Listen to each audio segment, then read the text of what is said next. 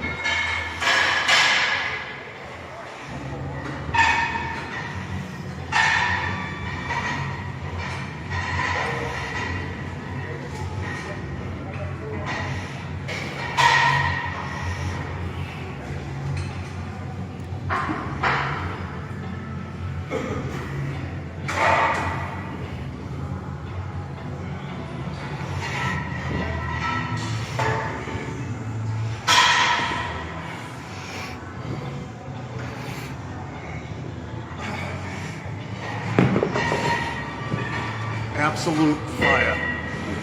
Give it a shot if you got the balls. Welcome to a lovely April day on Down and Dirty with the Goon. It's springtime here in lovely Boston, Massachusetts. So you gotta love the view. We got a pond, we got a little bit of snow in the air. And people wonder why we're miserable assholes. This is one of the reasons. Spring is here. Thursday's going to be the Sox home opener, and the Yankees right now are scary.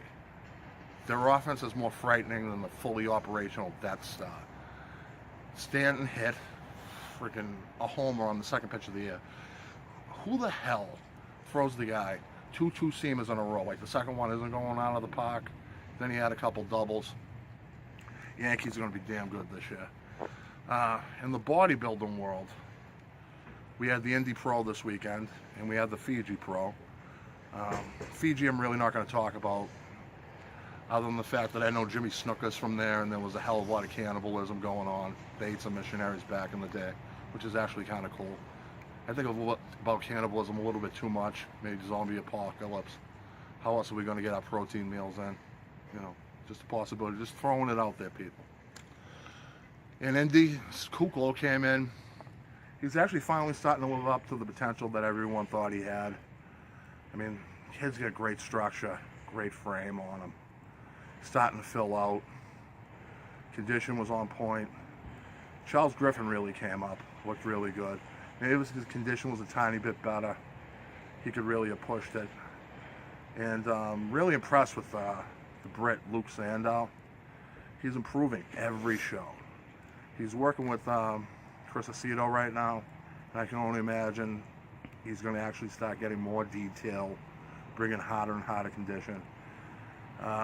He mentioned that he's going to be doing a show in the next few months, another show, possibly the New York Pro, possibly something else. I expect big things out of this kid. There's a lot of great things coming out of Britain right now. Nathan, Luke, the new fitness girl, Kate Arrington, who, as I have said before, I think she is one nice little crumpet. Yes, and I know her boyfriend's the 3rd strongest man in Europe, and correct me like a bug, but she's still really hot. Also wanted to comment about the news about Rosie Harte. I just want to say, good for you, Rosie. You made a really hard decision that I think a lot of us couldn't make ourselves. That took a lot of stones. You handled it with class, grace, as we know you would. And I know you're going to succeed in whatever endeavors that you have out there. And the next point I wanted to bring up, and this is for non-pro women.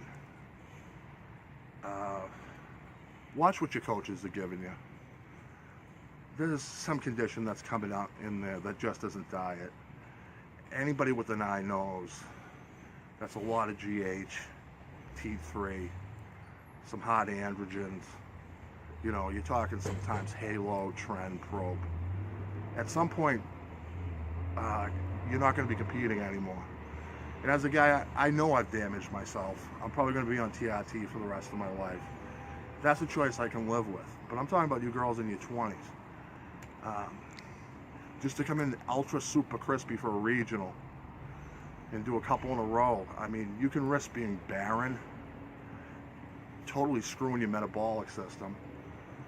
I'm actually come across a few girls whose metabolic system's already fried from too much T3 clen.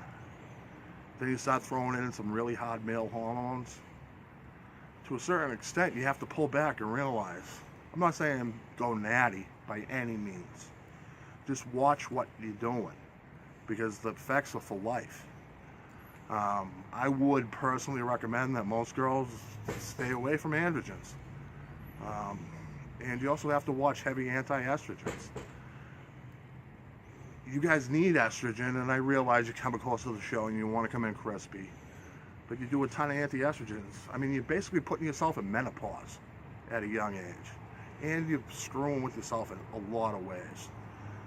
Don't get me wrong, I find the gear voice attractive. That's just me. But you may end up with a gear voice, losing some hair. Just think about it. All right, going out.